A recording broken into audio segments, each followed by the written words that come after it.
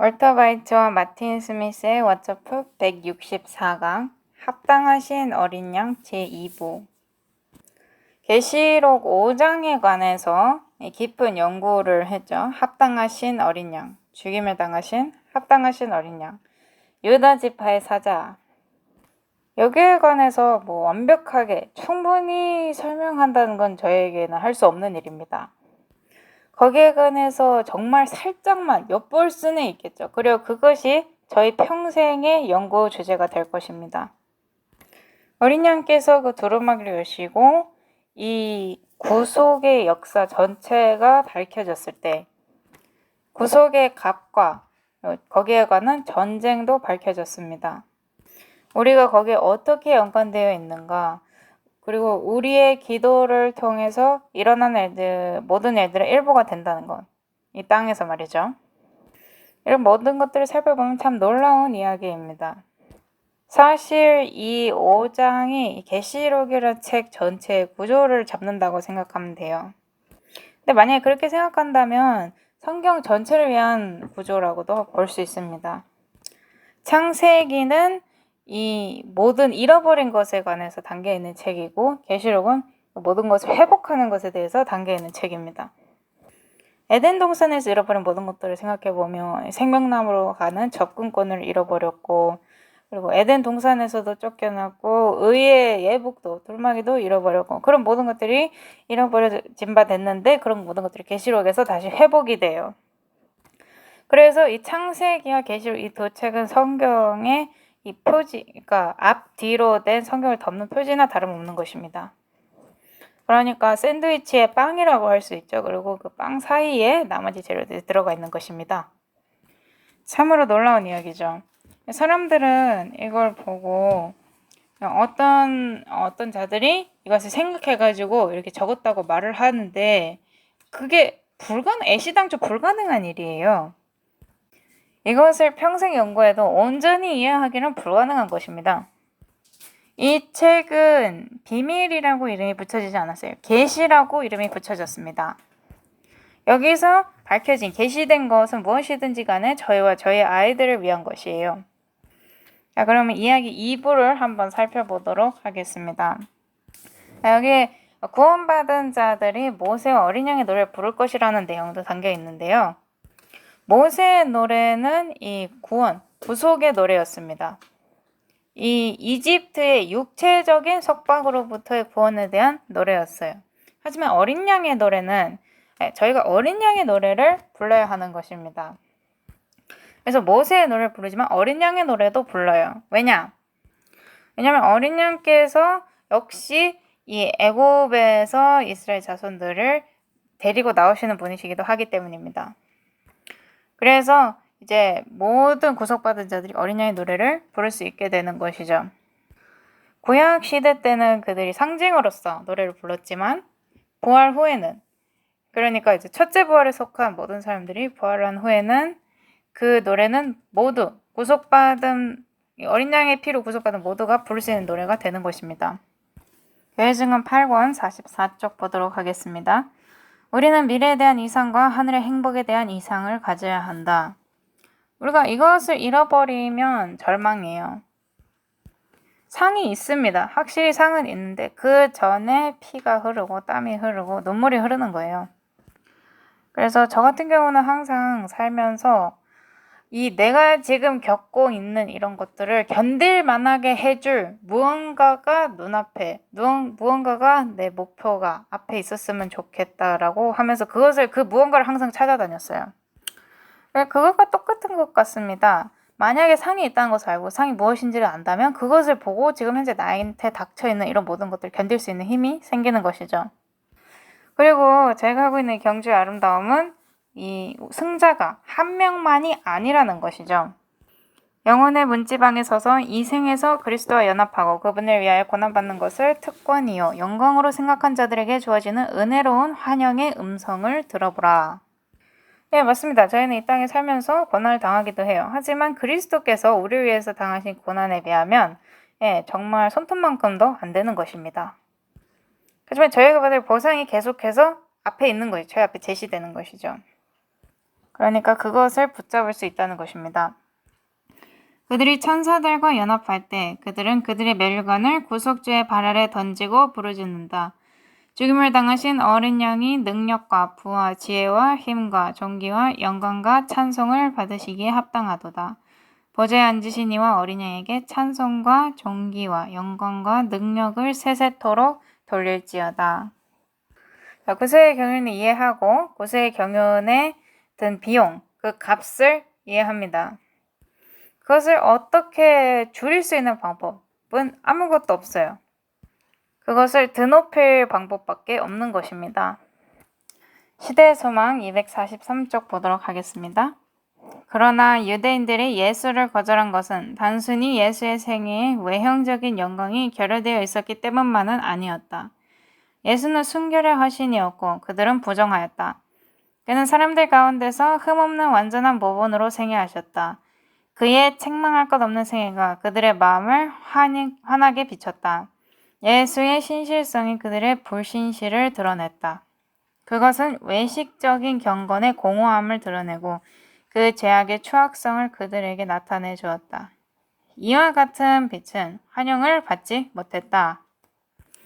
좀 건너뛰어서 읽겠습니다. 유다 지파의 사자의 영도하에 이스라엘이 모든 열국보다 높임을 받아 탁월하게 되리라는 자랑에도 불구하고 그들은 자신들의 죄에 대한 그리스도의 견책 그리고 그의 순결한 임재 앞에서 그들이 느꼈던 그 책망을 견디는 것보다는 오히려 그들의 야심찬 희망이 깨어지는 것을 더 잘 견뎌낼 수 있었을 것이다. 흥미롭죠? 저희가 사는 지금 시대에는 누군가가 좋은 일을 한다. 그러면 약간 비꼬아서 범생이라고 부르죠. 이 범생이가 거의 너드라는 느낌에 가까운 그런 말인데, 그래서 좋은 일을 하기 위해서 좋게 있기 위해서 일어서는 그런 사람들을 일컫는 그런 용어들이 참 많아요. 이런 거는 이제 사람들이 함께 모였을 때, 특히 이제 어린 층들이, 청년층들이 함께 모였을 때 이제 또래 압력으로 많이 나타납니다.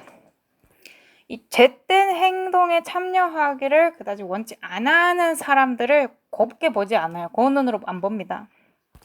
사실 고등학교든지 대학이든지 어디든지 간에 좋은 일을 하려고 한다. 그러면 값을 치른 사람도 당신이 되는 것입니다. 그리고 제가 계속 뒤를 돌아보면서 내가 저런 일은 안 했으면 좋겠다 하는데 저희도 계속해서 하고 있어요.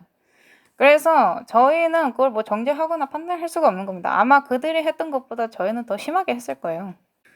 그래서 이스라엘 우리는 걔네들이랑 안 똑같지 이런 게 아니라 우리는 사실 더 심각합니다. 더 최악이에요.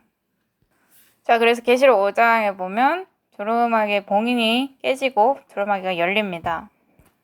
안에서 이제 무슨 일이 일어나는지 보여주는데 이 전 시대, 전 역사를 통해서 각 시대의 대쟁투를 쫙 보여줍니다. 이 땅에서 일어나고 있는 이런 신비스러운 일들을 이해하려면 어떤 특정한 점들을 먼저 이해해야 돼요. 그리고 이제 이런 모든 일이 일어날 때 하나님은 어디에 계셨냐? 이 질문에 대한 답도 이것들을 이해함으로써 얻을 수 있습니다. 계시록 5장은 하나님께서 처음부터 이해가 연관이 되셨다고 말해주고 있습니다. 그러니까 처음에 이 두루마기 봉인을 풀기 위해서 죽임을 당한 어린 양이 됐을 때부터 연관이 돼 있는 거예요. 너무나 아름답습니다. 저희가 첫 번째 강의 때 말했던 것처럼 그분께서는 무관심한 그런 신이 아니에요. 무관심한 지주가 아니라는 것입니다. 이 대쟁투가 무엇인지에 관해서 저희가 조금이라도 이해할 수 있도록 예수님께서 추천해 주신 두 가지 책이 있습니다. 첫 번째 책은 물론 다니엘서입니다. 마태복음 24장 15절은 다음과 같이 말하고 있습니다. 그런즉 대언자 다니엘을 통해 말씀하신 바 황폐하게 하는 가증한 것이 거룩한 것에 선 것을 너희가 보거든 누구든지 읽는 자는 깨달을지어다. 여기서 보면 예수님께서 우리가 할 연구에 다니엘서를 추천하신다는 것을 알 수 있습니다. 그것을 연구하라. 만약에 무슨 일이 일어나고 있는지를 알고 싶으냐, 왜 세상이 이런 모양인지 알고 싶으냐, 그런 것들이 궁금하면 다니엘서를 연구하라 이겁니다. 다니엘서를 연구를 하지 않으면 무슨 일이 일어나느냐? 그렇게 되면 실제로 이 성경을 연구하는 다른 기독교인들을 왕따시키고 고립시키게 되는 것입니다. 왜냐하면 그들은 성경을 연구하고 이 징조를 항상 살펴볼 것이고 성경을 안 읽은 사람들은 그들에게 그냥 항상 공포를 조정하려고 하고 있지 않느냐라고 말할 것이기 때문이죠. 그리고 단순히 징조만 살피는 것이 아니라 하나님께서 우리를 변화시키도록 허락을 해드려야 돼요.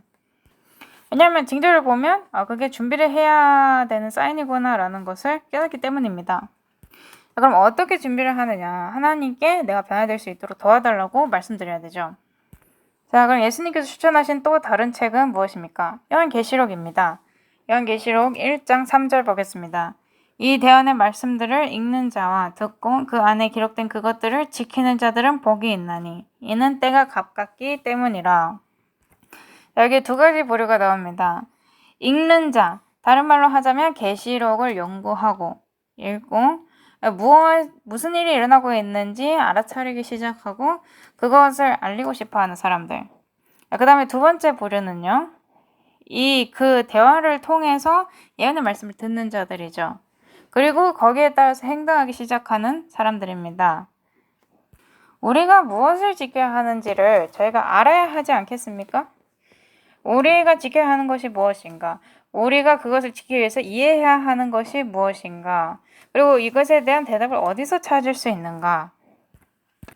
그렇다면 다니엘이 열쇠고 계시록은 그 열쇠를 보여주는, 계시해주는 책이겠죠.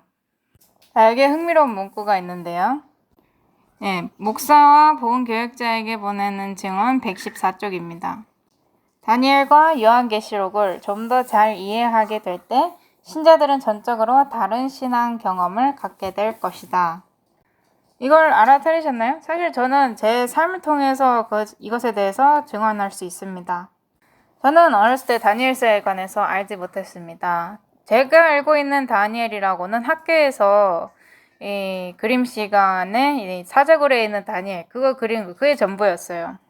골리앗의 이야기도 알고 있었지만 거기에 어떤 상징론이 함께 연관되어 있지는 않았습니다. 그 예언적 성취 그런 것들이 없었어요. 그래서 저희가 한 건 뭐냐면 엄청난 사건들을 상징하는 그런 이야기를 갖다가 애들 이야기로 바꿔버린 거예요. 이 다니엘과 요한계시록에 관해서 설교하고 전파하기 시작하면 사람들이 그걸 듣고 어떤 사람은 왜 내 교회는 이런 것들을 가르치지 않지 하면서 듣는 사람들 중에는 이걸 잘 듣고 마음으로 받아들이는 사람이 있고 아니면 여기에 기분이 상해서 떠나는 사람도 있습니다. 그래서 화인 여사께서 다니엘과 요한계시록을 좀 더 잘 이해하게 될 때 신자들은 전적으로 다른 신앙 경험을 갖게 될 것이다 라고 하신 말씀은 정말 맞는 말씀이에요. 그들은 열려진 하늘 문을 엿보게 될 것이며 따라서 마음과 정신은 심령이 청결한 자의 보상이 될 그 축복을 실현하기 위해서 모든 사람이 개발해야만 할 품성에 대하여 깊은 인상을 받게 될 것이다.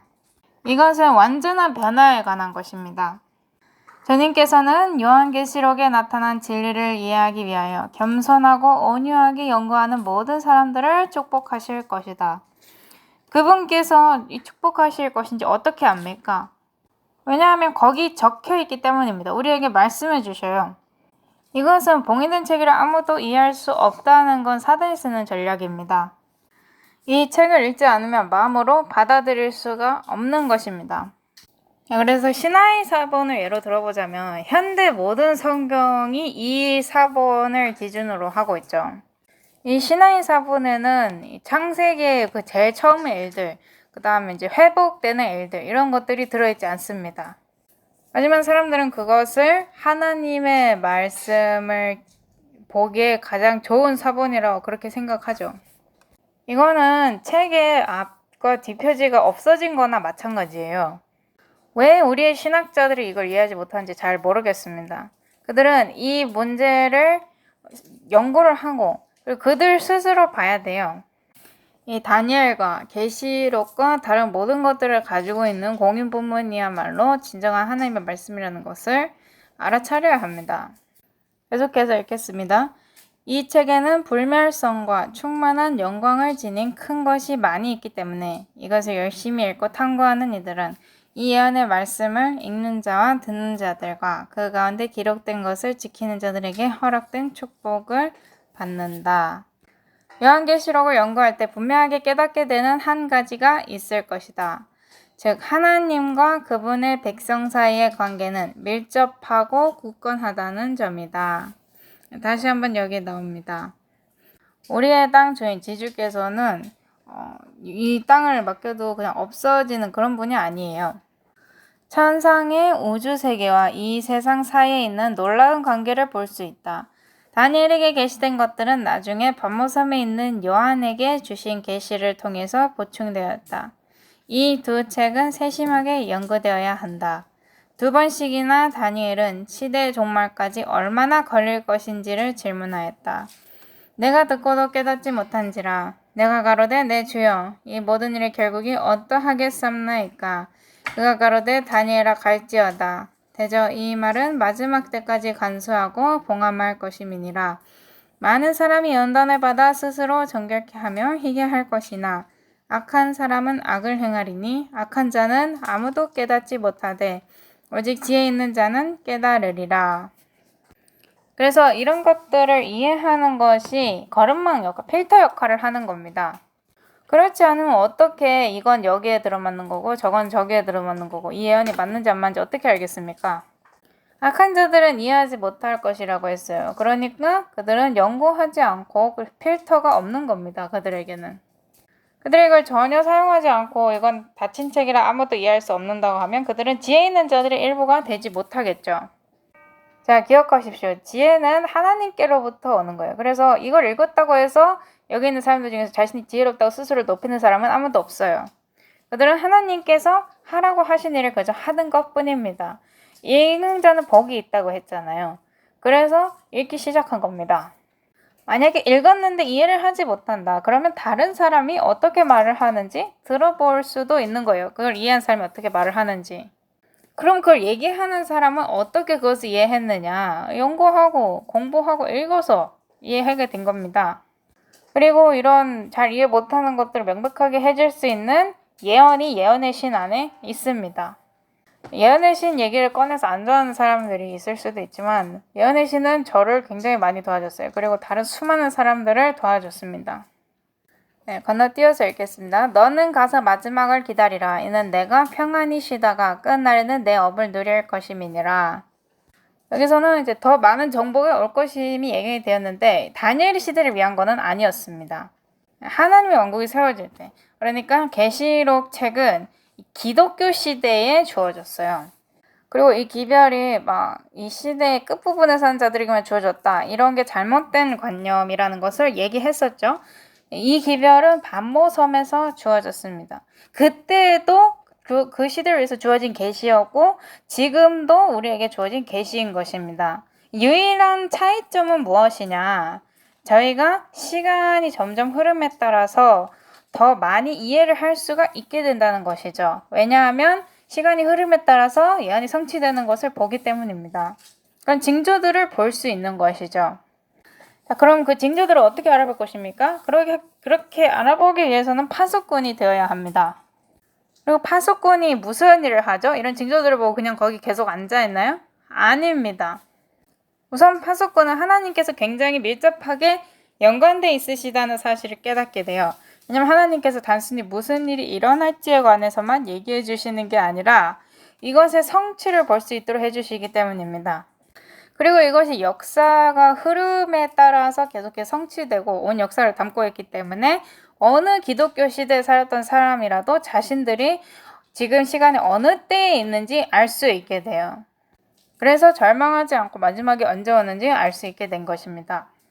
이 연구를 하고 이것을 내가 사는 시대에 적용시키는 이런 것을 하지 않을 때 사람들이 절망하게 되고 희망을 잃어버리게 됩니다. 또 다른 점은 이 순서를 따라가다 보면 모든 시대에 이것이 적용되는 것을 알 수가 있잖아요. 그런데 만약에 당신이 세대주의자다. 그러면 이 모든 것들을 다 미래로 던져버리는 겁니다. 그거는 이 땅에 살고 있는 마지막 사람들에게만 적용되는 것이다. 라고. 그러면서 역사적인 부분과 그것의 성취는 내버려두고 그러니까 그렇게 왜곡함으로 인해서 모든 걸 다 잃어버리게 되는 거예요. 적그리스도도 잃어버리게 되고 그런 식으로 예언을 왜곡하면 모든 게 다 사라지게 됩니다. 이것의 문제는 뭐냐면요. 계속해서 앉아서 기다리다 이걸 놓쳐버릴 수가 있다는 것입니다. 모든 일이 다 일어나고 다 끝났을 때 무슨 일이 일어난 거지? 이렇게 될 수가 있다는 것이죠. 계속해서 읽어보겠습니다. 그 책의 봉인을 떼어 말세 어떻게 될 것인지에 대한 계시를 요한에게 주신 분은 유다 지파의 사자이셨다. 자, 저희가 말세 마지막 때가 왜 그렇게 중요한지 얘기를 나눴었죠. 이것은 온 기독교 시대에 적용이 되는 겁니다. 이 단순히 지구 역사의 마지막 부분에만 적용이 되는 게 아니에요. 그래서 이 마지막 날들, 마지막 때 이런 용어들에 관한 연구를 하는 게 가장 기본입니다. 이것부터 시작을 해야 돼요. 연구를 하려면. 그것을 알게 되었을 때 이 다른 모든 사건들을 어떻게 퍼즐 조각을 끼워 맞춰야 될지 알게 되는 겁니다. 그래서 이제 계시록을 읽을 때 이 일이 일어났고 이 일이 일어났고 우리는 이제 이 부분에 있구나 하고 알 수 있게 되는 것이죠. 자, 그러면 대놓고 말을 해보겠습니다. 저희가 지금 어디에 있죠? 저희는 이 짐승의 표가 적용되기 바로 직전에 있습니다. 그리고 이 예언과 역사를 같이 대조해서 계속 연구하지 않는다면 짐승이 누군지를 알지 못할 거예요. 왜냐하면 미래에 일어날 어떤 사건을 기다리고 있을 것이기 때문입니다. 그럼 짐승의 표가 뭔지도 모를 겁니다. 왜냐하면 미래에 있을 어떤 사건을 생각하고 있기 때문이죠. 네, 이게 뭐 컴퓨터 칩이라거나 그런 거라고 생각할 겁니다. 네, 그거 아니에요. 구원은 어린 양의 피로만 이루어지는 겁니다. 근데 여기에 초점을 맞추지 못하면 이제 초점이 이제 말 그대로 실제 이스라엘에 맞춰질 수가 있고 그렇게 된다면 모든 다른 것들을 잃어버리게 되는 것이죠. 다른 모든 것을 놓치게 되는 겁니다. 그래서 저희가 이것을 연구하는 게 굉장히 중요하다는 것이죠. 그래서 여기가 제 문구에서 악한 사람은 악을 행하리니 라고 하는데 저희가 이것을 봅니까? 보고 있습니다. 악한 자는 아무도 깨닫지 못할 것이다. 이것도 저희가 보고 있는 그렇습니다. 정말 그렇지 아니한가? 죄는 하나님의 율법을 범하는 것이다. 그런데 하나님의 율법에 관한 빛을 받아들이려고 하지 않는 이들은 첫째, 둘째, 셋째 천사의 기별 선포를 이해하지 못할 것이다. 이렇게 단순한 겁니다. 이것만 보더라도 새 천사의 기별을 선포해야 할 긴급성이 느껴집니다. 왜냐하면 그들은 이해하지 못하니까요. 다니엘서는 요한에게 주신 계시 속에서 봉인이 떼어지고 우리를 이 지상 역사의 마지막 장면으로 안내한다. 우리가 종말의 위기 속에 살아가고 있다는 것을 우리 형제들이 명심할 것인가? 다니엘과 관련해서 요한계시록을 읽으라. 이것들을 가르치라. 가려운 귀들은 이런 말을 듣고 싶지 않아 합니다. 우리에게 사랑을 가져와라. 이게 끝이에요. 예, 우리가 듣고 싶은 건 그것뿐이다. 아주 부드러운 기별을 가져와라. 내가 교회에 오는 이유는 굉장히 부드럽고 마음을 편안하게 해주는 그런 기별을 듣고 싶어서 오는 것이다. 나한테 경고를 주지 말아라. 이 말만 들어보면 교회 가는 이유가 마치 기분이 좋아지는 말을 듣고 싶어서 가는 것 같죠. 그것은 위험합니다. 이 기분 좋게 해주는 건 많죠. 근데 그런 것들을 다니엘이나 계시록에서는 찾아볼 수가 없을 것입니다.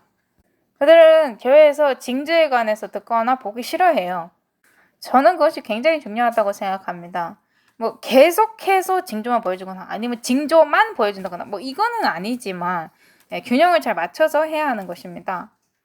요한계시록 5장으로 한번 가보겠습니다. 저희가 저번 강의 때도 읽었죠. 여기서 예수님께서 봉인을 푸시고 14절에 이에 네 짐승이 이르되 아멘 하고 24 장로가 엎드려 영원무궁토록 살아계시는 그분께 경배하더라. 이렇게 나옵니다. 그 다음에 이제 책을 여시기 시작하시죠. 그래서 이 계시록의 나머지 부분은 그 두루마기에 무엇이 적혀 있었는지 추격본입니다. 그러니까 어떤 역사 가운데 어떤 일이 일어날지에 관해서 이제 암호로 된 그런 기별을 저희가 전체적으로 보는 거나 마찬가지죠. 그리고 각 단계마다 하나님께서 연관되어 계시는데 그것을 7단계로 나누셨습니다. 왜냐하면 7개의 교회가 있었고 7개의 기간이 있었기 때문입니다. 그들이 이 기별을 받았어요. 무슨 기별이요? 이 계시록 5장에서 이 봉인이 풀릴 그 기별을 받은 것이었습니다. 그 다음에 6장으로 넘어가 보면 6장 1절에 내가 봄에 어린 양께서 그 봉인들 중에 하나를 여시더라. 그러니까 봉인을 지금 풀고 계시는 것이죠. 그때 내가 들으니 내 짐승 중에 하나가 천둥 소리 같은 소리로 이르되 와서 보라 하더라. 이에 내가 보니 보라 흰 말이라. 그 위에 탄 자가 활을 가졌고 관을 받음에 그가 나아가서 정복하고 또 정복하려 하더라. 자, 이것은 죽임을 당한 어린 양입니까? 아니면 유다 지파의 사자입니까? 유다 지파의 사자입니다. 자, 지금 여기에 선과 악의 전쟁이 일어난 거예요. 그리고 거기서 무슨 일이 일어날 것인지에 관한 묘사를 저희가 보고 있는 것이죠. 자, 저희가 이거 하나하나 다 지금 여기서 다루지 않을 겁니다. 왜냐하면 하나하나 다 하려면 굉장히 시간이 오래 걸리기 때문이에요. 그런데 이제 어쨌든 계시록 6장에는 이 말 탄 자들이 나옵니다. 흰 말 탄 자, 붉은 말을 탄 자, 그 다음에 검은 말을 탄 자, 마지막으로는 창백한 말을 탄 자, 사망이죠. 말은 이 기별이 세상으로 퍼지는 겁니다. 그리고 6장에 이 기별, 교회가 이 기별을 세상으로 가지고 나가는 모습이 담겨 있어요. 첫 번째는 흰 말이잖아요. 순수하고 타락하지 않은 그들이 지금까지 오해하고 잘못 이해했던 모든 것들에 관한 것을 그리스도께서 밝히 보여주시는 겁니다. 그들은 모든 것을 잘못 이해하고 잘못 해석했어요. 그들은 그들 시대의 세대주의자들이나 마찬가지였습니다. 이런 현상은 뭐냐면 마지막 때에 사단이 그 똑같은 전략, 그때 썼던 똑같은 전략을 교회한테 쓸 건데 그들이 바로 넘어간다는 것입니다. 놀랍습니다. 정말. 그러니까 그때 그 시대에 그들이 정결하게 해야 됐던 거, 고쳐야 했던 모든 것들이 지금 다시 돌아와 있어요. 똑같은 이야기, 똑같은 헛소리들이 돌아왔습니다. 사단은 뭐 다른 전략을 짜거나 다른 이야기를 만들어낼 필요가 없었어요. 그냥 다시 던지기만 하면 됐습니다. 그래서 타락하지 않고 순수한 흰 말, 그런 기별이 있습니다. 그 다음에 붉은 말입니다. 이것은 고통받는 교회, 피와 희생이 담긴 그런 것을 상징하죠. 그래서 교회가 고통을 받고 그 다음에 최종적으로는 검정색 말이 되는 겁니다. 그리고 나중에는 죽은 말, 창백한 말이 되는 것이죠. 그래서 순수하고 오염되지 않은 이 구속의 기별이 나중에는 사망으로까지 간 지경에 이르게 된다는 것입니다. 이 프로테스탄트, 개신교가 사라졌어요. 완전히 사라졌습니다. 저희가 더 자세히 알아볼 필요 없이 이것은 이미 성취됐습니다. 저희가 지금 막 계시록 공부를 전체적으로 하는 건 아니지만 이게 이 장의 연구예요.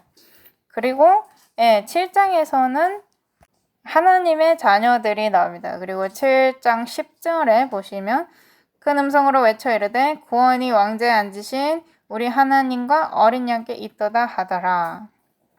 그래서 7장에는 이런 14만 4천인들이나 함께 서 있는 자들, 그런 자들이 나옵니다. 그 다음에 7 나팔이 나오는데 나팔은 물론 심판이죠.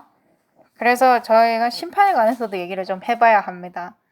그리고 이 심판의 최우선시 되는 것이 무엇인가? 우리 시대 때 가장 많이 듣는 말이 나를 함부로 판단하지 마라. 이 말이잖아요. 나를 함부로 심판하지 마라. 날 판단하지 마라.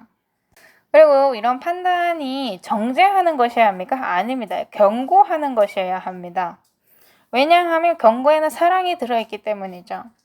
그래서 이런 영적 포메이션 같은 제수의 상태에서 온 그런 것들이 교회 안으로 막 기어들어오고 있습니다. 그렇다면 거기에 관해서 목소리를 높여야 하지 않겠습니까? 목소리를 높여야 합니다. 왜냐하면 이 안에 이 사람들을 사랑하고 그런 일들이 그 사람들에게 일어나지 않기를 바라기 때문이죠. 그래서 이런 영적 포메이션 이런 것과 연관된 프로그램이 있는 걸 봤을 때 거기에 관해서 목소리를 높여야 하는 겁니다. 그리고 거짓된 이론이 점점 들어오는 것을 볼 때 예를 들어서 유심론적인 사상, 성령이 실제로 나타나거나 현현한다. 이런 거는 성령과 조화되지 않죠. 왜냐하면 그분께 순종하는 자들에게만 성령이 주어지신 바 됐다고 하니까요. 그러니까 이런 것들이 나타나는 것을 볼 때 거기에 관해서 목소리를 높여야 하지 않겠습니까? 나팔을 불어야 하는 것입니다. 또 이제 deliverance prayer, deliverance ministry 이래가지고 구원하는 기도나 목회 이렇게 하는데 이 사단적인 영이나 그런 활동에서 우리를 구해줄 유일한 것이 무엇입니까? 그리스도밖에는 없습니다. 자신의 힘으로 그 악한 영을 쫓아내려는 제자들에게 어떤 일이 일어나는지 다들 아시잖아요. 자, 그래서 계시록 8장에는 나팔이 나오는데요. 저희가 지금은 다루지 않을 겁니다. 그 정도 마찬가지고요. 그리고 이제 10장에는 그 특별한 그 두루마기의 인을 푸는 그런 장면이 나옵니다. 계시록 10장 1절 보겠습니다. 또 내가 보니 힘센 다른 천사가 구름으로 옷 입고 하늘로부터 내려오는데 그의 머리에는 무지개가 있고 그의 얼굴은 해 같으며 그의 발은 불기둥 같더라. 그가 펴놓은 작은 책을 손에 들고 오른발은 바다 위에 왼발은 땅 위에 두고 이분께서 하늘과 땅의 지배자이십니다. 이분께서 일어나고 있는 모든 일을 통제하시는 분이시고요. 이 책의 봉인을 푸시는 분이십니다. 물론 이 봉인된 책은 다니엘에 있는 그 2300조와 관련된 부분이죠. 이거일 수밖에 없습니다. 왜냐하면 봉인된 게 이것밖에 없거든요. 다니엘서에서도 그렇게 말합니다. 이것을 어느 때까지 봉인해라? 마지막 때까지 봉인을 해라. 다니엘은 이 넓은 그림을 다 이해하지 못했습니다. 이런 거기에 나오는 걸 상징론, 모형론 이런 많은 것들이 신약의 빛이 같이 비춰져야만 이해할 수 있는 것들이에요. 근데 또 이거 또 대쟁투의 빛이 있어야만 이해를 할 수가 있습니다. 이 대쟁투에 대한 이해가 없다면 성경에서 이 대쟁투에 관한 이해가 없다면 하나님을 폭군으로 보거나 아니면 사랑만을 말씀하시면서 다 퍼주시는 그런 분으로 보게 됩니다. 이 악한 자와 선한 자 사이를 심판하시는 위대하신 심판자로서는 그분을 보지 못하게 되죠. 그리고 그분께서는 구속주이시기도 합니다. 어린 양이시기도 하잖아요. 근데 그렇게도 못 본다는 겁니다. 이걸 이해를 못하면 그 둘 다 놓쳐버려요. 그래서 이 두루마기의 봉인이 풀리게 되면 2300주야죠. 이게 풀리게 되면 그때 이제 이것을 이해하는 자들, 그러니까 다른 말로 하자면 율법과 은혜 사이에 자비 사이에 그 연결점을 보는 사람들, 그리고 그 이해하지 못하는 자들 사이에 마지막 전쟁이 펼쳐지게 되는 겁니다. 그게 어디에 나오냐? 계시록 11장에 나오는 것입니다. 자, 11장에서는 바닥 없는 구덩이로부터 이 끔찍한 짐승이 올라옵니다. 다른 말로 하자면 이 땅에서 하나님을 대표하는 자들을 정면에서 반대하고 대적하는 이 땅에 있는 통치 체제가 올라온다는 것이죠. 그리고 이 조직은 영적인 조직입니다.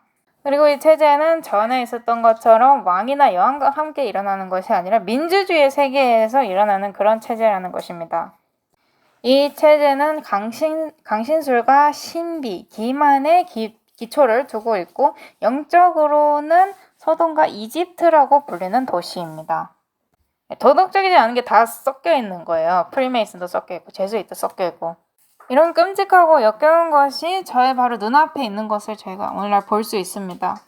이 체제는 상처가 낫게 된 다음에 올라오는 그런 시스템이에요. 1798년. 이게 다 계시록 11장에 적혀 있는 내용입니다. 1798년에 그 죽을 만한 상처를 입고 이 짐승이 밑으로 지하로 들어갔어요. 그래서 후퇴한 듯이 보이고 죽을 만한 상처를 입은 듯이 보였지만 사실상 오컬트 왕국을 건설하고 있었던 것입니다. 자, 계시록 11장 18절에 민족들이 분노하며 주의 진노가 이르렀고 죽은 자들의 때가 이르렀으니 이것은 그들이 심판을 받게 하려 하심이요. 자, 그래서 죽은 자들의 심판이 시작됩니다. 그리고 빠르든지 느리든지 간에 산자들의 심판으로 옮겨가게 되죠. 그게 언제 시작이 되느냐? 짐승의 표가 실행이 될 때, 적용이 될 때 시작이 되는 겁니다. 왜냐하면 그때야말로 산자들이 선택을 해야 될 때이기 때문이죠. 저희가 바로 지금 그때에 살고 있는 것입니다. 자, 그 다음에 12장이 나옵니다. 여기서는 그리스도에게와 사단 사이의 전쟁에 대한 묘사가 있습니다. 자, 그리고 계시록 12장 17절로 마치는데요. 보면 용이 여자에게 진노하여 그녀의 씨 중에서는 남은 자들, 곧 하나님의 명령들을 지키고 예수 그리스도의 증언을 가진 자들과 전쟁을 하려고 가니라. 여기는 이 전체 기독교 시대에서 가장 마지막 무리에 대해서 묘사가 나옵니다. 1260년간의 그 핍박이 끝나고 강야에서 이 무리가 일어난다는 것이죠. 이것을 이해하지 못하면, 그러니까 남은 자들이 예수 그리스도의 증언을 가지고 하나님의 명령들을 지킨 자들인 것을 이해하지 못하면 다 놓치게 되는 겁니다. 놓칠 겁니다. 그리고 저희가 전에도 말씀드렸듯이 다리를 하나만 가지고는 서거나 걸을 수가 없어요. 두 다리를 모두 다 가지고 있어야 합니다. 자, 그 다음에 계시록 13장에 도착을 하게 되는데요. 거기에는 이 하나님의 백성들을 대적해서 마지막 전쟁을 일으킬 그런 왕국들, 제국들에 대해서 보여줍니다. 이 바다에서 올라온 짐승과 땅에서 올라온 짐승. 종교 개혁자들조차도 이게 누구인지 다 알았어요. 교환권이었습니다. 그들은 아직 미국은 이해하지 못했습니다. 그리고 이 개신교를 완전히 이해하지 못했어요. 왜냐하면 아직 일어나지 않았기 때문에. 그러니까 아직 일어나지 않은 시대에 살고 있었기 때문에. 하지만 이 남은 자들, 남은 무리는 이해할 것이라는 것입니다. 그리고 문제가 무엇인지 알 것이에요.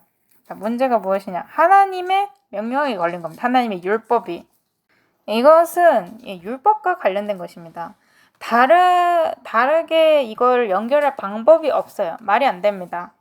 그리고 계시록 14장으로 넘어가면 이 두 짐승이 무슨 일을 할 것인가에 대한 경고가 주어집니다. 이것이 남은 자들의 기별이에요. 새 천사의 기별. 이것들이 모두 완벽한 순서대로 묘사가 된 겁니다. 그 다음에는 이 기별을 받아들이지 않음으로 인한 결과가 어떤 것인지에 대해서 나옵니다. 재앙이 일어나는 것이죠. 15장입니다. 계시록 15장. 이게 이제 16장까지 연결이 되고요. 17장으로 넘어가게 되면 이 지배하는 세력이 누구인지에 관해서 나옵니다. 이 음령, 이 교회죠. 그리고 뭘 가지고 있죠? 신비, 큰 바벨론, 땅과 창녀들과 가져간 것들의 어미. 그게 이마에 기록되어 있습니다. 이거는 생각한 사고 방식을 얘기하는 거예요. 그 교회, 그 체제가 생각하고 일하는 방식이 그렇다는 겁니다. 그래서 사상 충돌이 일어나는 겁니다. 왜냐하면 그리스도의 사상이 있고 이 바벨론의 사상이 있기 때문이죠. 그 다음 계시록 18장에는 교회 안으로 들어온 퇴부에 관해서 묘사를 하는데요. 여기서 바벨론은 부대입니다. 그러니까 강신술, 카톨릭, 타락한 개신교로 이루어진 연합인 것이죠. 강신술 같은 경우는 세계 모든 종교 체제에 다 들어있어요. 이 대속을 부인하는 모두에게, 그리고 예수님의 신성성을 부인하는 모두에게. 왜냐하면 기억하세요. 어린 양을 경배하라고 했잖아요. 근데 그들은 어린 양을 경배하기를 거절합니다. 이들이 어디까지 타락했는지에 관해서 하나님께서 인류에게 주신 그런 예시들을 보면 그들이 어떤 상태에 있는지를 보잖아요. 오늘날 이 법정에서 어떤 일이 일어나고 있는지, 그리고 이 짐승 안에서 카톨릭교 안에서 무슨 일이 일어났는지를 보면, 그리고 이런 강신술이 포함되어 있는 이런 종교들에서 어떤 일이 일어났는지를 봅니다. 달라이 라마도 뉴스에 나왔었죠. 그 어린 소년에게 뭐 키스하고 이런 것에 관해서는 제가 얘기하기도 싫습니다. 하나님께서 우리에게 말씀해 주시고 계신 것입니다. 제발 봐라. 바벨론은 무너졌다. 이거를 머릿속으로 좀 이해를 하고 받아들여라. 저희가 전에도 계속해서 이것이 어떻게 성취되었는지를 계속해서 보여드렸습니다. 그리고 계시록 19장은 이 멸망이 다가오고 있다고 알려져요. 왜냐하면 이 왕중왕 주중주이신 분께서 이 모든 것에 마무리를 지으실 것이기 때문입니다. 그 다음에 이제 20장, 21장, 22장으로 넘어가면 이건 종말론적인 내용이 담겨있죠. 다른 말로 하자면 우리에게 잃어버렸던 모든 것들을 회복에 관해서 얘기해 주는 겁니다. 창세기에서 잃어버렸던 모든 것들의 회복. 이것이 상속재산입니다. 이것이 이 봉인을 풀 때 일어나는 일들입니다. 이 오름과 그름 사이의 전투, 이 전쟁을 이해하게 되는 것입니다. 그리고 하나님의 율법과 이 짐승의 편은 서로 정반대의 위치에 있어요. 서로 대적하는 사이입니다. 계시록 22장에 가보면 하늘에 들어가기 바로 직전에 누가 거기 들어갈 자격이 있다고 나옵니까? 하나님의 계명을 지키는 자들입니다. 사단은 이 성경절을 아주 싫어해요. 그래서 현대 역본들, 그런 사본들 중심으로 나오는 성경들에는 이 성경절을 갖다가 굉장히 한심한 구절로 바꿔버린 겁니다. 그래서 하나님의 율법이 중점입니다. 왜냐하면 율법이 없이는 심판도 없기 때문이죠. 율법이 없이는 죄도 없어요. 심판이 없으면 결과도 없습니다. 누가 재판관이시죠? 그리스도께서 재판관이십니다. 자, 그러면 최종 재판관이신 그리스도에 대해서 한번 살펴보도록 하겠습니다.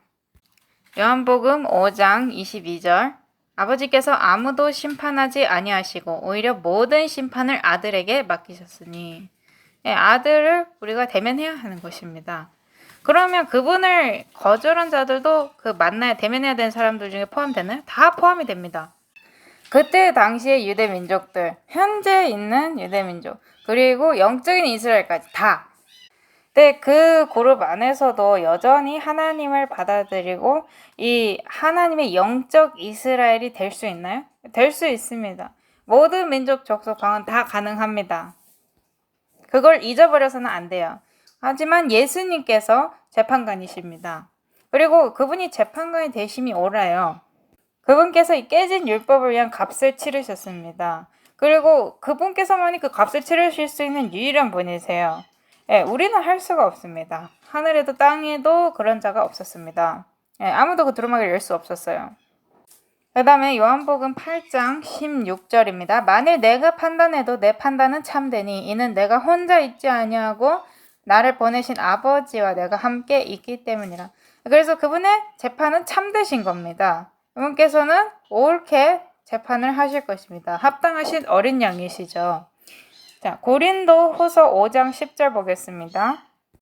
우리가 반드시 다 그리스도의 심판석 앞에 나타나리니 이로써 각 사람이 좋은 것이든 나쁜 것이든 자기가 행한 것에 따라 자기 몸 안에 이루어진 것들을 받으리라. 자, 죽은 자들의 심판이 언제 시작하죠? 이 2300주야 예언이 끝날 때, 다니엘서에 있는 그 예언이 끝날 때 시작을 합니다.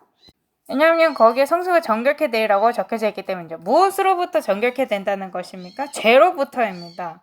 이 죄의 기록으로부터 정결케 되어야 한다는 것이죠. 그런데 왜 이것이 1844년에 시작했을까요? 왜 그전에는 시작하지 않았을까요? 그 이유는 모두에게, 그러니까 모든 민족에게 선택할 기회가 주어졌어야 했었기 때문입니다. 그리고 이 종교개혁 동안에 모두는 이 짐승이 누구인지 알 기회가 주어졌어요. 그죠? 그리고 모두가 이 문제가 무엇인지 식별할 수 있어야 했습니다. 이 짐승이 하나님의 계명을 대적하고 그리고 하나님의 계명을 바꿨구나. 1844년에 개신교는 이 율법의 기별을 거절하고 그러므로 그렇게 함으로써 짐승과 같은 편에 섰습니다.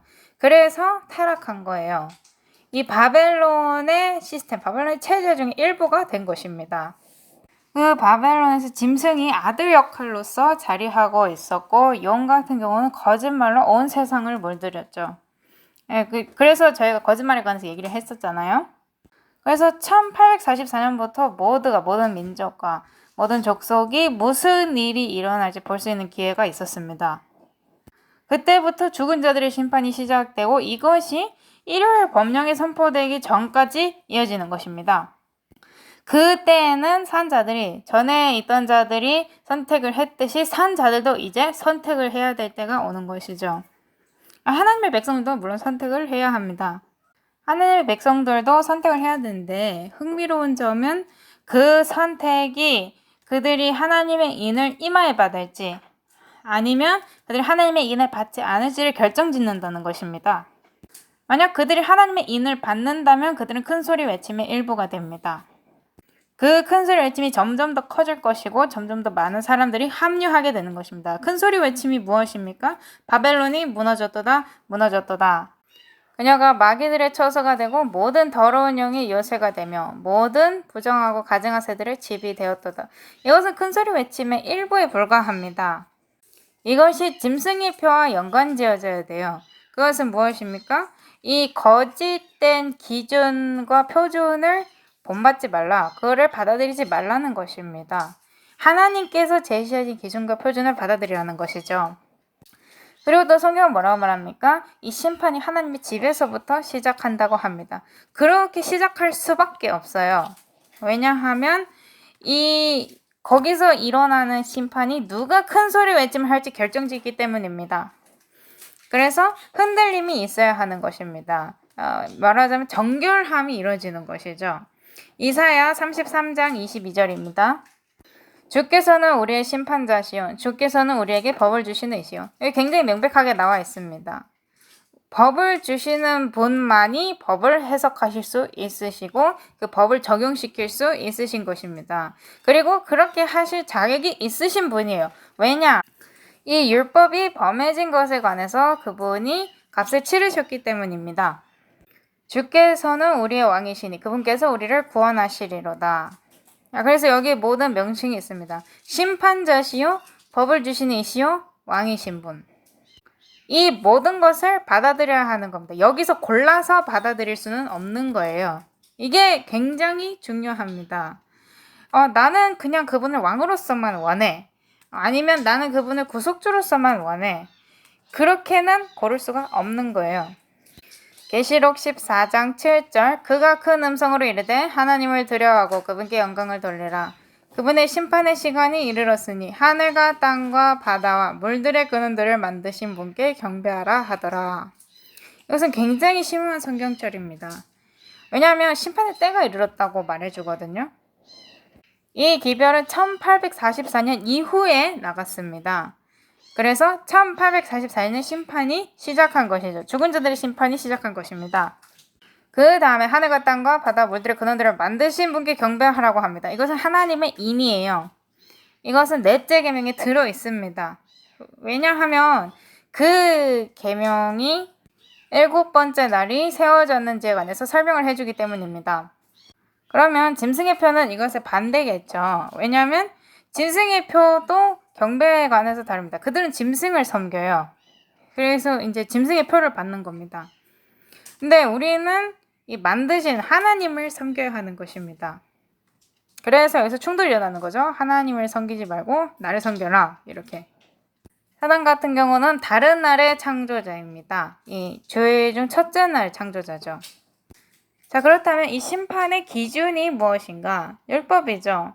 그리고 이 하나님의 말씀과 이 사단의 말 사이에서 판단을 하는 겁니다. 이 두 가지 사이에서 우리가 선택을 해야 하는 거예요. 오늘날 선택하라고 하잖아요. 하나나 요거 하나 선택하거나 아니면 저거 하나. 둘 중 하나 선택해야지 중간은 없습니다. 요한복음 12장 48절 나를 거절하고 내 말들을 받아들이지 아니하는 자에게는 그를 심판하는 이가 있으니 곧 내가 한 말 바로 그 말이 마지막 날에 그를 심판하리라. 저희가 전 강의 때 골리앗의 머리가 자신의 칼로 잘라졌다고 얘기를 했었죠. 그러니까 자신의 말이 자신이 심판한 꼴이 된 거잖아요. 자신이 한 말과 자신이 믿은 거에 따라서 심판을 받은 겁니다. 그리고 그 머리는 부서졌어요. 그게 모두에게 똑같이 적용이 될 거란 것입니다. 똑같아. 굉장히 똑같아요. 자, 그래서 기준이 무엇입니까? 우리가 느끼는 그런 감정입니까? 아니면 말씀입니까? 말씀이죠. 마틴 루터가 뭐라 그랬습니까? 종교 개혁자들이 뭐라고 그랬습니까? 솔라 스크립트라. 오직 성경이죠. 그리고 이 말씀이 우리를 심판하고 판단하실 거란 것입니다. 이 말씀에는 십계명이 포함되어 있습니까? 그렇습니다. 하나님의 율법이 포함되어 있는 것입니다. 그래서 이 율법을 지키는 자들이 있고 지키지 않는 자들이 있어요. 하나님께 영광을 돌리고 만드신 분께 영광을 돌리고 안식일을 지키는 자들이 있고 그리고 그분께 영광을 돌리지 않는 자들이 있는 것입니다. 사실 로마 카톨릭 교회가 바꾼 네 번째 계명은 이 우리의 행위를 드높입니다. 이 미사에 참여함을 통해서 일을 하는 것이고 행위를 하는 것이고 그것을 통해서 은혜를 얻는 거예요. 사실 우리의 교육을 위해서 제정된 것이 우리의 품성을 변화시켜야 하거든요. 완전한 변화가 있어야 하는 겁니다. 사실 대쟁투를 읽어보면 루터 시대 때도 이 감정에 의지하는 거짓 부흥에 대한 문제가 존재했었습니다. 그렇다면 세상에 이 신학 자체를 갖다가 이 사람의 감정에 기반시키는 종교적 체제가 있나요? 있습니다. 그래서 우리가 반드시 이 영을 시험해 봐야 한다는 것입니다. 자, 그래서 계시록 4장 11절에 다음과 같이 말하고 있습니다. 오 주여, 주는 영광과 존귀와 권능을 받기에 합당하시오니 주께서 모든 것을 창조하셨고 또 그것들이 주를 기쁘게 하려고 존재하며 창조되었나이다 하더라. 그래서 그분께서는 창조주이시기 때문에 그리고 죽임을 당하신 어린 양, 구속주이시기 때문에 합당하신 것입니다. 이것이 넷째 계명과 연관되어 있는 것을 저희가 볼 수 있나요? 물론입니다. 창조 다 연결되어 있어요. 그것을 연결짓지 않을 수가 없습니다. 열왕기하 19장 14절 15절 보도록 하겠습니다. 히스기야가 사자들의 손에서 편지를 받아 읽고는 주의 집에 올라가 그것을 주 앞에 펴놓고 주 앞에서 기도하여 이르되 오 그룹들 사이에 거하시는 주 이스라엘의 하나님이여 주 곧 주만 홀로 땅의 모든 왕국의 하나님이시나이다. 주께서 하늘과 땅을 만드셨나이다. 이것은 인정입니다. 창조를 기념하는 것이죠. 여기서부터 벗어날 수는 없습니다. 계시록 같은 경우는 우리를 다시 그때로 되돌려 보내요. 그러니까 주제입니다. 이사야 37장 16절 오 그룹들 사이에 거하시는 만군의 주 곧 이스라엘의 하나님이여. 이것을 저희가 계시 5장에서 읽어볼 수가 있죠. 주 곧 주만 홀로 땅의 모든 왕국의 하나님이시니이다. 주께서 하늘과 땅을 만드셨나이다. 성경에서 계속적으로 나타나는 주제가 바로 이것입니다. 그것이 그분은 소유주시라는 것이죠. 하지만 그분이 직접 창조하신 그분 자신의 창조물들을 그분이 되사셔야 했어요. 그분께서 지주이시지만 다시 그 땅을 사셔야 했던 것입니다. 그분의 피로 말이죠. 계시록 5장 9절입니다. 그들이 새 노래를 불러 이르되 주께서 그 책을 취하시고 그 책의 봉인들을 열기에 합당하시나이다. 주께서 죽음을 당하시고 주의 피로 모든 족속과 언어와 백성과 민족 가운데서 우리를 구속하사 하나님께 드리셨으며. 여기서 모든 위선이 사라집니다. 은혜로만 구원을 받는다, 아니면 세대주 이런 것들 다 사라지게 되는 거예요. 다니엘서 7장 22절 마침내 옛적부터 계신 이가 오셔서 지극히 높으신 이의 성도들에게 심판을 주셨으므로 때가 이름에 성도들이 그 왕국을 소유하였더라. 저희가 전에 굉장히 많이 얘기했지만 굉장히 굉장히 많이 왜곡되는 그런 성경절입니다. 다른 성경 사본들에서 그리고 다른 사람들이 보는 것쯤에서 굉장히 많이 왜곡이 돼요. 여기서 심판은 성도들을 위해서 주어진 것이 아니라 성도들에게 주어진 것입니다. 이래서 제가 킹제임스를 좋아하는 거예요. 왜냐하면 하나님께서 말씀하신 것을 그대로 직역한 것이기 때문입니다. 여기서 그 어떤 사람의 생각이 들어가서 이것을 변형시키지 않았어요. 만약에 이걸 바꾸면 이 성경이 주는 보상, 이 상속유, 이걸 파괴시키는 거나 마찬가지입니다. 이 함께 다스리는 것, 공동통치, 이것이 상속유업의 일부거든요. 이 왕자의 일부이자 왕자 안에 속해 있는 것, 그것이 상속유업의 일부입니다. 그리고 심판이 주어진 것이죠. 그들이 직접 심판을 하는 것은 아닙니다. 왜냐하면 모든 심판은 그리스도께 주어졌기 때문입니다. 그들이 하는 것은 뭐예요? 심판에 대한 확인입니다. 거기서 그 성도들은 어린 양이 합당하시다. 그분의 모든 심판이 참되다. 모든 것이 이 당신의 의로우심에 맞게 되었고 이 사단의 거짓말이 폭로되는 것입니다. 그 다음에 그들은 노래를 부를 수 있죠. 이것을 시편 149편에서 읽어볼 수 있습니다. 물론 이제 어린 양의 노래를 부르기 시작하면 새로운 뉘앙스가 추가가 되겠지만 일단 시편 149편에 뭐라고 하는지 한번 보겠습니다.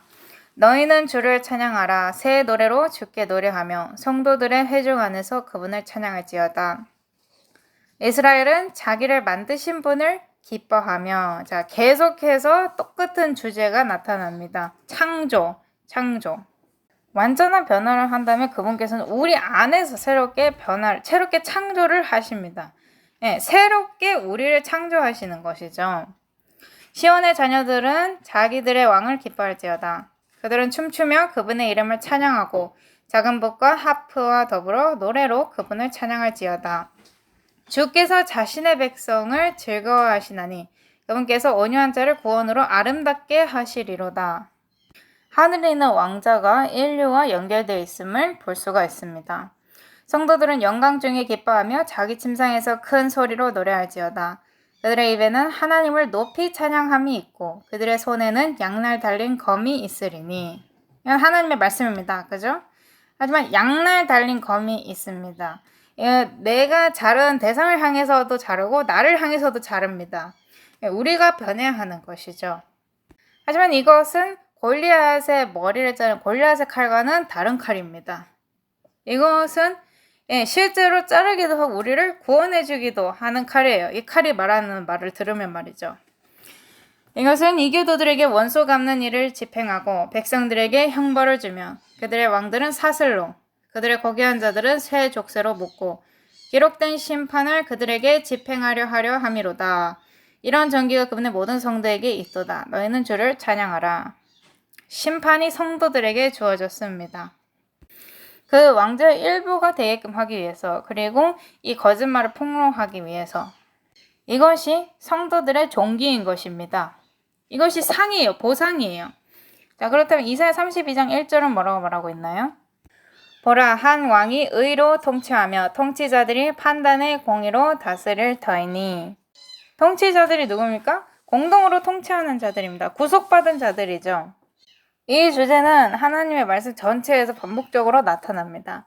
에스겔서 44장 24절 보겠습니다. 또 그들은 시비가 있을 때에 일어나 재판하되 내 판단대로 그것을 재판하고. 자, 그분께 모든 심판이 주어졌습니다. 그리고 성도들은 그 심판을 확인하는 것이죠. 그 다음에 그들이 그분께서 재판관이 되시면 합당하다고 선언하는 겁니다. 왜냐하면 존재하는 모든 것들이 그분에 의해서 창조되었기 때문이죠. 내 판단대로 그것을 재판하고 내 모든 집회에서 내 법들과 내 법규를 지키며 또 내 안식일들을 거룩하게 할지니라. 우리가 누구를 섬기느냐, 누구를 경배하느냐라는 선택을 하기 위해서는 이 율법과 안식일이 필수적으로 연관되어 있을 수밖에 없습니다. 하나님께서 일곱째 날 지정하시면서 이렇게 해라. 왜냐하면 내가 창조주니까 라고 하셨습니다. 그리고 마지막에는 뭐라고 하세요? 자, 그러면 이제 너희가 심판을 받을 거야. 너희가 나를 이 창조주로서 받아들였느냐? 이렇게 물어보시는 거죠. 내가 나를 이 창조주로서, 이 구속주로서 받아들였느냐? 이걸 물어보시는 겁니다. 자, 왜냐하면 우리는 그분을 죽음에 당하신 어린 양으로도 받아들여야 하고, 그리고 유다 지파의 사자로서도 받아들여야 하고, 그리고 그분을 왕으로서 받아들여야 하고, 우리 하나님으로서 받아들여야 합니다. 고린도전서 1장 10절 보겠습니다. 형제들아, 이제 내가 우리 주 예수 그리스도의 이름으로 너에게 간청하노니 너희는 다 같은 것을 바라고 너희 가운데 분쟁이 없이 같은 생각과 같은 판단 안에서 완전히 함께 결합하라. 여기에 문제가 있는 것입니다. 어떻게 하나님과 조화롭게 되느냐?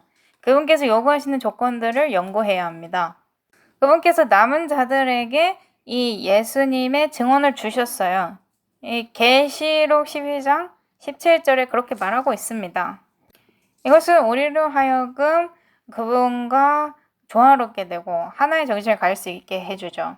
그리고 식별할 수 있게 되는 겁니다. 그리고 이 심판의 일부가 될 수 있게 되는 것이죠. 저희가 전에도 이것을 많이 언급했지만 만약에 이 하나의 정신이 됨을 원한다, 이 연합을 원한다 라면 그것은 예언의 시인을 연구함으로써 되는 것입니다. 그리고 단순히 연구함이 아니라 그것을 실제로 적용시킴으로써 이루어지는 겁니다. 근데 양날의 검이잖아요. 그러니까 내 안에서도 변화를 일으켜야 합니다. 왜냐하면 머릿속 안의 지식만으로는 되지 않기 때문이죠. 내가 변화되었는지에 대한 열매가 나타나지 않는다면 아무것도 없는 것입니다. 자, 그래서 요한일서 4장 17절에 다음과 같은 말씀을 읽을 수 있습니다. 이 점에서 우리의 사랑이 완전하게 되었나니 이것은 우리가 심판날의 담대함을 가지게 하려 함이라. 이는 그분께서 어떠하신 것 같이 우리도 이 세상에서 그러하기 때문이니라. 우리가 그리스도같이 되는 것입니다. 완전한 변화로부터 이게 시작이 되는 건데 우리가 그리스도같이 되지 않는다면 그렇다면 어떻게 우리가 하늘을 즐길 수가 있겠습니까? 자, 그래서 심판이 성도들에게 주어졌어요. 그렇죠? 그러면 이 그림을 완성시키기 위해서 성경절들을 몇 개 더 읽어보도록 하겠습니다. 잠언 31장 9절입니다. 내 입을 열어 의롭게 재판하고 가난한 자와 궁핍한 자의 사정을 변호하라. 하나님께서 저에게 정의롭게 재판하라고 요구하십니까? 그렇습니다. 자, 그렇다면 그럴 때 우리가 사용해야 하는 표준, 기준이 무엇입니까? 계명인 것입니다. 이사야 1장 17절입니다. 잘 행하기를 배우고 판단의 공의를 추구하며 학대받는 자들을 구제하고 아버지 없는 자들을 위해 재판하며 과부를 위해 변호하라. 예, 그분께서 우리에게 의롭게 재판하시기를 요구하십니다. 문제는 이제는 시대가 네 마음대로 해라 이렇게 바뀌었다는 것입니다. 그래서 나를 판단하지 마 이런 식으로 바뀌었다는 것이죠. 나를 판단하지 마 이렇게. 이사야 5장 3절입니다. 오 예루살렘 거주민들아 유다 사람들아 청하노니 이제 나와 내 포도원 사이에 판단하라. 그리스도께서 말씀하신 것과 교회가 말씀하신 것 사이에서 판단할 그런 권리를 저희가 받았습니까? 예, 저희가 받았습니다. 여기 말하잖아요. 나와 내 포도원 사이에 판단하라. 누가 맞느냐? 그 포도원이 그분을 거절했죠. 그리고 지금 있는 포도원도 그분을 거절하고 있습니다. 그분을 부인하고 있죠. 이 짐승의 표를 받고 이 교황의 해치를 받음으로써 그분을 부인하고 있는 것입니다. 자, 다시 한번 명확하게 하고 싶은 것은 여기 나오는 이 판단은 사랑과 함께 있습니다. 항상 그래요. 왜냐하면 하나님은 사랑 없이는 판단하지 않으십니다. 우리는 가끔씩 그러죠. 사랑 없이 하는 거. 그렇게 하면 안 된다는 것입니다. 고린도전서 6장 3절부터 보겠습니다. 우리가 천사들을 판단할 것을 너희가 알지 못하느냐? 하물며 이 세상 삶에 속한 일들은 얼마나 더 많이 판단하겠느냐? 그럼 우리가 판단을 해야 한다는 것입니까? 그렇습니다. 여기 말하고 있잖아요. 4절 그런즉 너희가 만일 이 세상 삶에 속한 일들을 판단하려거든 교회 안에서 가장 작게 여기는 자들을 세워 판단하게 하라. 내가 너희를 부끄럽게 하려고 말하노라. 너희 가운데 지혜로운 사람이 하나도 없다니 그 말이 사실이냐? 자기 형제들 사이에서 판단할 수 있는 자가 단 하나도 없느냐? 그래서 하나님께서는 우리가 판단하시기를 원하심이 확실합니다. 무엇이 옳고 그른지. 그리고 이 판단하는 것의 기준은 항상 말씀이고 그분의 율법입니다. 그리고 이 판단하는 가운데 서로 도와줘야죠. 계시록 20장 4절입니다. 또 내가 보니 왕자들과 그것들 위에 앉은 자들이 있는데 그들에게 심판이 맡겨졌더라. 그들에게 심판이 맡겨졌다. 그들이 누굽니까? 성도들입니다. 심판이 끝난 거예요. 완벽하게 끝나서 이제 성도들에게 주어져서 자, 내 심판이 정의로운지 한번 확인해 봐라. 이렇게 되는 겁니다. 내가 이 사람을, 이 조직을, 아니면 이 개개인들을 구원해서 제외시킨 것이 합당했느냐, 공의로웠느냐, 너희가 한번 살펴봐라. 이겁니다. 그래서 우리는 하늘에 가면 심판책에 관한 감사원이 되는 것입니다. 계속해서 20장 4절 읽어보겠습니다. 또 내가 보니 예수님의 증언과 하나님의 말씀으로 인하여 목베인 자들의 혼들이 있는데 흥미롭지 않습니까? 증인이 되어야 하고 그것은 하나님의 말씀에 기초되어 있어야 하는 것입니다. 만약에 하나님의 말씀을 믿으면 이미 다른 사람들의 판단을 받아요. 지적인 신학 교수 아니면 지적인 진화론 교수 이런 사람들이 이 말씀을 있는 그대로 믿는 사람들 보고 뭐라 그럽니까?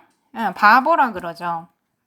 저는 한 신학 교수가 저에게 우리는 창조를 믿지 않으니까 창조에 관한 명제를 할 수 없다고 저에게 말한 게 아직 기억납니다. 그래서 제가 그러면 진짜 메시아, 가짜 메시아에 관해서는 해도 되냐고 물어봤거든요. 그런데 그 교수가 저한테 되묻더라고요. 아니, 도대체 어떤 메시아를 말하는 거냐고. 그래서 제가 그분께 다시 물었죠. 메시아가 하나 말고 더 있다고요? 이렇게. 그랬더니 신학 교수님이 물론이라고 대답하셨습니다. 그레타 툰베리가 이 신학에서 명예박사 학위를 받은 것만 봐도 저희가 뭔가를 알 수가 있죠. 사실 툰베리 같은 경우는 가이아니즘에서 이 박사 학위를 받은 거나 마찬가지죠. 자, 계속해서 요한계시록 성경절 읽어보도록 하겠습니다. 그들은 짐승과 그의 형상에게 경배하지도 아니하고, 그러니까 이 땅에 있는 타락한 교회의 말을 듣지 않는다는 것입니다. 그리고 타락한 개신교, 법이 이제 없어진 바 됐다는 타락한 개신교의 말도 듣지 않는다는 것이죠. 이 법은 없어졌고 우리는 교황권의 법을 따를 것이며 그것을 가이아와 연결시켜서 우리가 기후 법을 만들 것이다. 그리고 스포츠법도 만들 것이다. 저희가 스포츠에 관해서도 얘기를 좀 해봐야 합니다. 앞으로 해야 할 시리즈가 아주 많아요. 스포츠의 종교에 관해서도 한번 얘기를 해봐야 될 것 같습니다. 네, 계속해서 읽어볼게요. 자기들의 이마 위에나 손 안에 짐승의 표를 받지도 아니한 자들이더라. 그러니까 이런 식으로 생각하지도 행동하지도 아니한 자들이라는 것이죠. 그들이 살아서 그리스도와 함께 1000년 동안 통치하되 이것은 이때 그 심판이 이루어지는 것입니다. 자, 그렇다면 저에게 한 질문이 있습니다. 사람이 하나님의 심판에 대해서 의구심을 품을 수 있을까요? 그렇습니다. 성경에 보면 와서 함께 판단하자고 나와 있잖아요.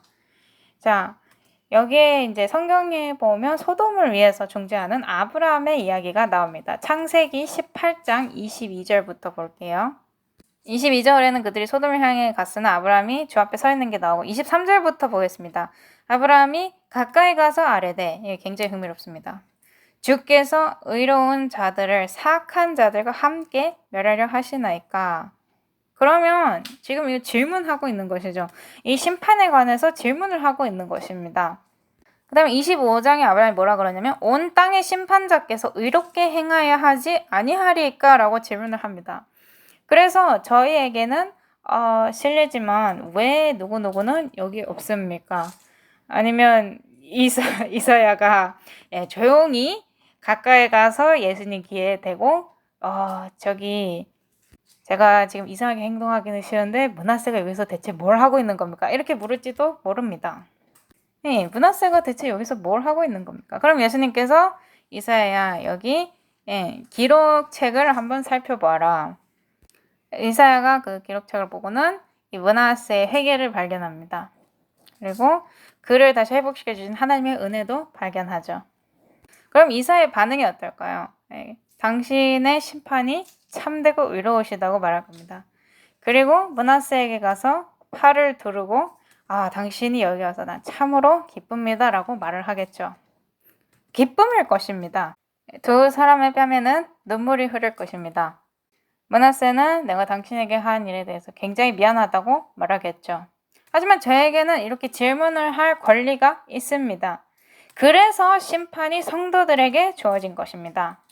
자, 그래서 만약에 하나님의 말씀을 믿지 않는다. 그러면 뭘 믿는 겁니까? 거짓말을 믿겠죠. 자, 그럼 이 거짓말의 창시자이자 아버지인 자가 누구입니까? 사단입니다. 여호수아 24장 15절 보겠습니다. 만일 주를 섬기는 것이 너에게 나쁘게 보이거든 너희 조상들이 강 저편에서 섬기던 신들이든지 혹은 너희가 거하고 있는 땅의 아모리 족속의 신들이든지 너희가 섬길 자를 너희를 위해 이날 택하라. 그러나 나와 내 집으로 말하건대 우리는 주를 섬기겠노라. 선택의 여지가 있는 것입니다. 사도행전 7장 42절 보겠습니다. 그때 하나님께서 돌이키시고 그들을 내주사 하늘의 군대에게 경배하게 하셨으니 이것은 대언자들의 책에 기록된 바 오 너희 이스라엘의 집아 너희가 광야에서 40년 동안 죽인 짐승과 희생물들을 내게 드린 적이 있었느냐. 참으로 너희가 몰록의 장막과 너희의 신 램판의 별 곧 너희가 경배하려고 만든 형상들을 들고 다녔은즉 내가 너희를 바벨론으로 끌고 가리라. 그들이 선택을 했습니까? 그렇습니다. 열왕기상 18장 21절 보겠습니다. 엘리야가 온 백성에게 가서 이르되 너희가 어느 때까지 두 의견 사이에서 머뭇거리려느냐. 만일 주께서 하나님이면 그분을 따르려니와 만일 바알의 하나님이면 그를 따를지니라 하니 백성이 그에게 한마디도 응답하지 아니하며 그들도 선택을 했어야 했습니까? 그렇습니다. 그리고 침묵도 안타깝지만 침묵도 선택의 일종이에요. 그들은 그분과 그분의 포도원 사이에서 선택을 했어야만 했습니다. 포도원이 무엇을 가리키고 있었죠? 거짓말을 가리키고 있었습니다. 바알 숭배를 가리키고 있었죠. 그러니까 그분의 교회가 그분의 백성들을 바알 숭배로 이끌고 있었습니다. 그래서 엘리야가 나만 혼자 남았다 그러니까 하나님께서 너 말고 아직 많아. 근데 이제 이 일은 끝내자라고 하셨죠. 자, 그래서 바알의 선지자들에게 무슨 일이 일어났죠? 다 멸망당했습니다. 자, 그것도 상징이죠. 슬프지만 아름다운 상징입니다. 신명기 32장 17절 보겠습니다. 그들이 하나님께 희생물을 드리지 아니하고 마귀들에게 드렸으니 굉장히 직설적입니다. 오늘날 이런 말을 하면 환영받지 못하죠. 그래서 일단 율법을 없애버리면 누구를 섬기는 겁니까? 사단을 섬기는 겁니다. 여기 있는 이야기들은 저희에게 우리가 선택하지 않은 채 있을 수는 없다는 것을 말해줍니다.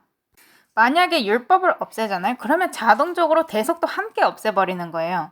대속을 없애버리면 어린 양을 없애버리는 겁니다. 이 어린 양에 관해서 노래는 부르고 싶은 대로 부를 수가 있지만 사실상 어린 양을 섬기는 것이 아니라 마귀를 섬기는 것이죠. 예, 그래서 그들이 마귀들에게 희생물을 드리고 하나님께 드리지 아니하였습니다. 곧 자기들이 알지 못하던 신들, 너희 조상들이 두려워하지 아니하던 신들. 예, 굉장히 명백하게 나와 있어요. 새로 일어난 새로운 신들에게 드렸도다. 이렇게. 역대하 11장 15절 보겠습니다. 또 그가 산당들과 마귀들과 자기가 만든 송아지들을 위하여 스스로 제사장들을 세웠기 때문이라. 이스라엘의 왕들에 관해서 얘기하고 있습니다. 그들은 마귀들을 섬겼어요. 오늘날 세상은 똑같은 일을 하고 있습니다. 시편 106편 37절입니다. 참으로 그들이 자기 아들, 딸들을 마귀들에게 희생물로 바쳤으며 선택인 것입니다. 네, 또 다른 성경절들이 있는데요. 고린도전서 10장 20절 보겠습니다. 그러나 내가 말하건대 이방인들은 자기들이 희생물로 드리는 것들을 하나님께 희생물로 드리지 아니하고 마귀들에게 드리나니. 네, 굉장히 가혹한 말입니다. 그리고 문제가 뭡니까? 전에도 얘기를 했었지만 이런 것들을 말하잖아요. 그러면 사람들이 참 싫어해요. 어떻게 감히 이런 말을 할 수가 있냐? 어떻게 감히 나를 판단할 수가 있냐? 이렇게 반응이 나옵니다. 그런데 저희가 판단을 해야만 한다는 것을 성경절을 통해서 읽었죠. 그리고 성령님은 그분을 순종하는 자들에게만 주어지십니다. 네, 계속해서 나는 너희가 마귀들과 교제하는 것을 원치 아니하노라. 그리고 계시록 9장 20절. 이 재앙들에 의해 죽임을 당하지 아니하고 남은 사람들은 여전히 자기 손의 행위들을 회개하지 아니하며 마귀들과 또 금과 은과 녹과 돌과 나무로 만든 우상들 곧 보거나 듣거나 걷지 못하는 우상들에게 경배하는 것에서 돌이키지 아니하고. 이게 선택입니다. 계시록에서 해야 하는 선택이 이거고 계시록 책에서 나오는 이 선택이 이거예요. 이 마귀들이 아니라 하나님을 경배해야 하는 것입니다. 그것이 첫째 천사 기별의 부르심이에요. 히브리서 1장 6절 보겠습니다. 또 다시 그분께서 그 처음 나신 분을 세상에 들어오게 하실 때에 이르시기를 하나님의 모든 천사들은 그에게 경배하라 하시고. 그분께서 하나님 맞습니까? 모든 천사들이 그분께 경배해야 된다면 그분은 하나님이심이 틀림없습니다. 우리도 그분을 경배해야죠. 자, 그럼 우리가 어떻게 그분을 인정합니까? 어떻게 해요? 경배를 통해서, 그리고 그분의 율법을 지킴을 통해서입니다. 요한계시록 14장의 새 천사 기별을 한번 살펴보도록 하겠습니다. 7절부터 하나님을 두려워하고 그분께 영광을 돌리라. 근데 저희가 이 모든 걸 다 읽어보진 않을 겁니다. 하나님을 두려워하고 그분께 영광을 돌리라. 이것이 핵심인 것입니다. 이것이 인류에게 주는 마지막 경고인 것이죠. 그리고 만약 이 기별을 거절하면 어떻게 돼요? 계시록 14장 11절에 말씀하시듯이 고통의 연기가 영원 무궁토록 올라가는 것입니다. 다른 말로 하자면 그들이 영원토록 없어진다는 것이죠. 이 죄로 불타서 영원히 사라진다는 겁니다. 그것이 결과라는 것이죠. 계시록 15장 4절 보겠습니다. 오 주여 누가 주를 두려워하지 아니하며 주의 이름을 영화롭게 하지 아니하오리이까. 오직 주만 거룩하시나이다. 주의 심판들이 드러났으므로 모든 민족들이 나와 주 앞에 경배하리이다 하더라. 이것이 두루마기의 봉인을 푸는 것입니다. 이것이 선과 악 사이의 전쟁이에요. 여기에 문제들이 다 엮여 있고 이 마지막 결과가 이 책에 명백하게 나와 있습니다. 이제는 우리가 이 기별들을 전해야 하고 다른 모든 사람들은 선택을 해야 하는 것입니다. 저희가 올바른 선택을 할 수 있기를 바랍니다. 기도하도록 하겠습니다. 하늘에 계신 아버지, 세상의 기초부터 죽임당하신 어린 양이자 유다 지파의 사자께서 이 두루마기를 여시기에 합당하신 것에 관해서 감사드립니다. 저희가 두루마기를 가지고 있음에 감사드립니다. 저희에게는 이 선악의 대쟁투의 모든 역사가 담긴 책이 있습니다. 당신의 포도원인 당신의 교회가, 당신을 대표해야 될 교회가 영광스럽게 빛나던 때와 그리고 끝없이 추락한 때에 관한 모든 역사를 저희는 가지고 있습니다. 마지막 경고의 기별을 전해야 하는 하나님의 율법을 지키고 예수의 증언을 가지고 또 예수님의 믿음을 가진 자들이 세상의 죄에 참여하지 않도록 해주십시오. 심판의 시간이 가까웠습니다. 이제는 하늘과 땅과 바다와 물들의 근원들을 만드신 분을 경배해야 할 때입니다. 그리고 저희는 짐승의 영의 일부가 되어서는 안 됩니다. 저희가 이 기별과 바벨론이 무너졌다는 큰 소리 외침을 전해서 이 세상이 이 전쟁이 무엇에 관한 것인지 이해할 수 있도록 도와주십시오. 그리고 이 모든 것 위로 올바른 선택을 할 수 있도록 사람들의 마음과 생각을 열어주십시오. 그들이 죽임을 당하신 어린 양을 선택하여서 유다 지파의 사자가 그들을 구원할 수 있도록 도와주십시오. 예수님 이름으로 기도드립니다. 아멘.